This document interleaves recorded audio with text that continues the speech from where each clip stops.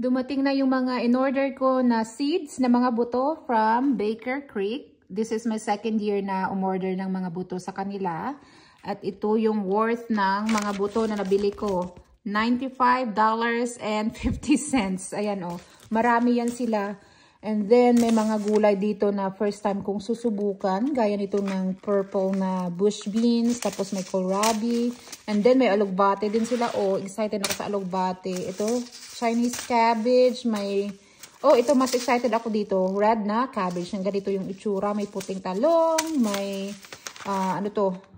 Long beans, sitaw.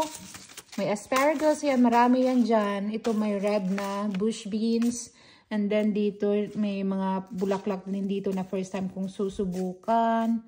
And then may tatlong packet na free seeds na banana pepper, lettuce, at saka poppy na itim yung kulay. Yan. Nagsisimula na kasi ako magpunla ng mga buto. So kahit na winter pa dito, tingnan nyo, puti pa rin sa labas. Kailangan nang magsimula, kailangan nang magpunla ng mga buto kasi maiksi lang yung summer dito. Maikli lang yung growing season para makapagpatubo ng mga halaman. So, yan lang. Happy gardening and harvesting sa inyo, sa mga plantita na katulad ko. Bye!